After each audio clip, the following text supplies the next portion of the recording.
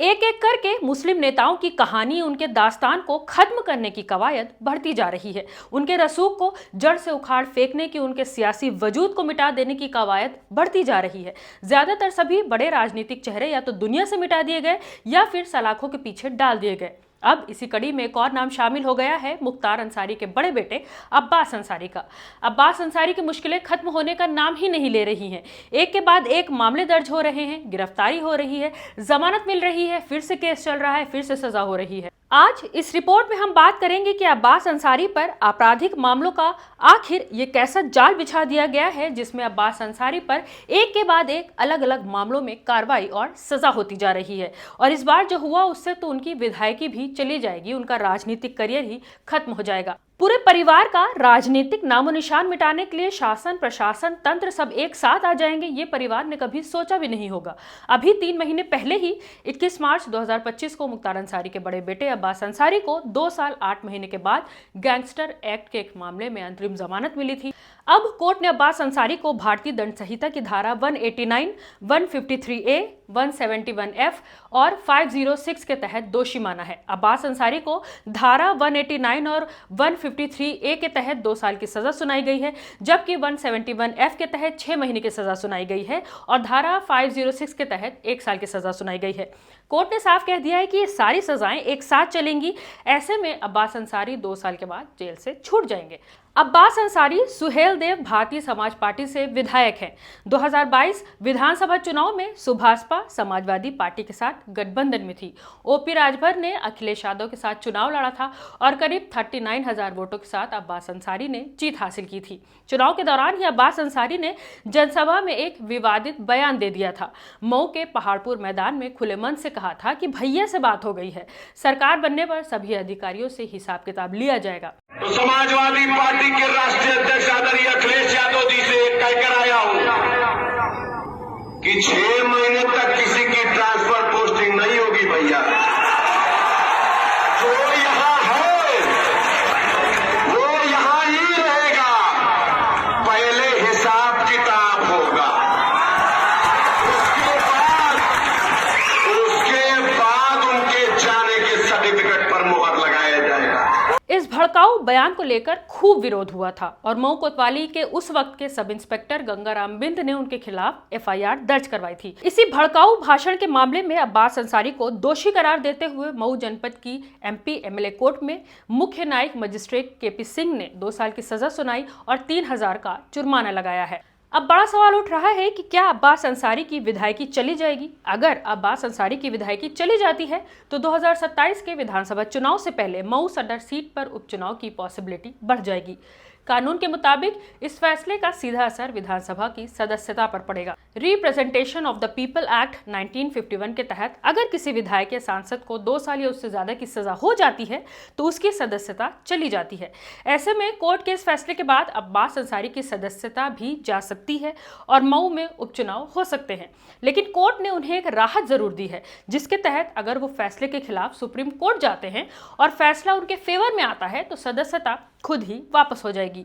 अब आपको बताते हैं कि किस तरह एक के बाद एक आपराधिक मामले लगाकर अब्बास अंसारी को जेल में रखने की कोशिश की गई। ईडी ने नवंबर 2022 में अब्बास अंसारी को मनी लॉन्ड्रिंग के एक मामले में गिरफ्तार किया था।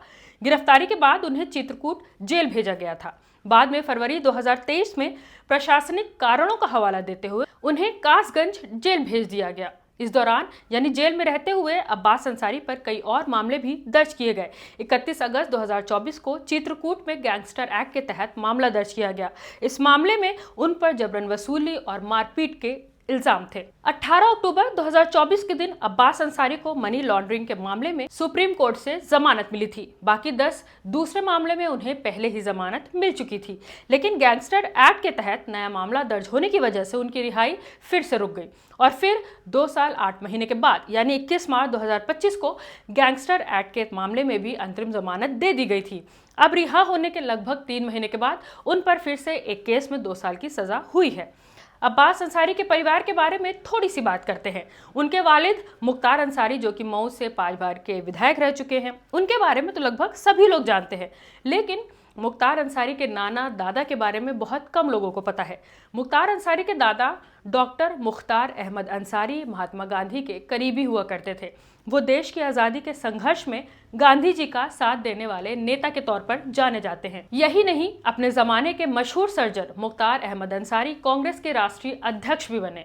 मुख्तार अंसारी के नाना ब्रिगेडियर उस्मान 1947 की नौशेरा की जंग में शहीद हुए थे।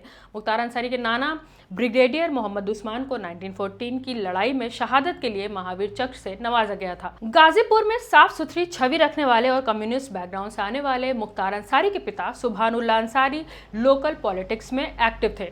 भारत के पूर्व उपराष्ट्रपति हामिद अंसारी भी रिश्ते में मुख्तार अंसारी के चचा हैं। मुख्तार के छोटे भाई अफजल अंसारी गाजीपुर के मोहम्मदाबाद विधानसभा से लगातार 5 बार 1985 से 1996 तक विधायक रह चुके हैं और 2004 में गाजीपुर से ही सांसद का चुनाव जीत चुके हैं। मुख्तार अंसारी के बड़े भाई सिबकातुल्लाह अंसारी भी 2007 और 2012 के उपचुनाव में मोहम्मदाबाद से ही विधायक रह चुके हैं। खुद मुख्तार अंसारी 1996 में बसपा के टिकट पर जीतकर पहली बार विधानसभा पहुंचे। 2002, 2007, 2012 और फिर 2017 में भी मऊ से जीत हासिल की।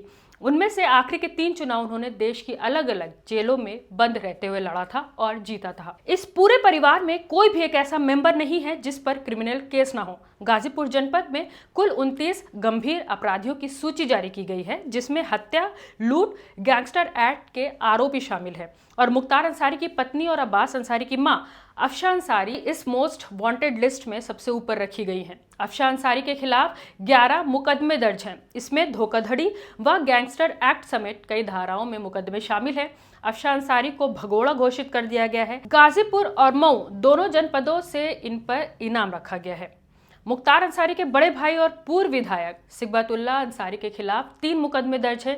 इसमें जानलेवा हमले और शस्त्र अधिनियम के मामलों में वो बाइज्जत बरी हो चुके हैं, जबकि जानलेवा हमले के मामले में गाजीपुर पुलिस आखिरी रिपोर्ट लगा चुकी है। छोटे भाई अफजाल अंसारी के खिलाफ 7 मुकदमे दर्ज है। हत्या के एक मुकदमे की सीबीआई जांच चल रही है और हत्या का एक मुकदमा खत्म कर दिया गया था। अब्बास अंसारी की पत्नी निघत को चित्रकूट पुलिस ने पकड़ा था। पुलिस का आरोप है कि वो अब्बास से गैर कानूनी ढंग से मिलने जाती थी। निघत के खिलाफ चित्रकूट में भ्रष्टाचार निवारण अधिनियम और आपराधिक षड्यंत्र समेत कई धाराओं में मुकदमा दर्ज हुआ है। मुख्तार अंसारी के छोटे बेटे और अब्बास अंसारी के छोटे भाई उमर पर भी कई सारे मुकदमे दर्ज हैं। अब्बास अंसारी के फेसबुक पेज से पोस्ट करके जानकारी दी गई कि मऊ के सीजेएम कोर्ट ने विधायक अब्बास अंसारी को दोषी पाते हुए 2 साल की सजा सुनाई और चाचा मंसूर अंसारी को 6 महीने की सजा सुनाई। अब क्योंकि अब्बास अंसारी जितनी सजा है उससे ज्यादा यानी 2 साल 8 महीने विचाराधीन बंदी के रूप में जेल में रह चुके हैं, इसलिए अदालत ने उनको और उनके चाचा को भी जमानत पर रिहा कर दिया है। इस पोस्ट में यह भी बताया गया कि आगे की लड़ाई सुप्रीम कोर्ट में लड़ी जाएगी, जिससे उनकी विधायकी बचाई जा सके। मैं हूं रुबा अंसारी और आप देख रहे थे मिल्लत टाइम्स। इस रिपोर्ट पर आपकी क्या राय है, हमें कमेंट करके जरूर बताएं।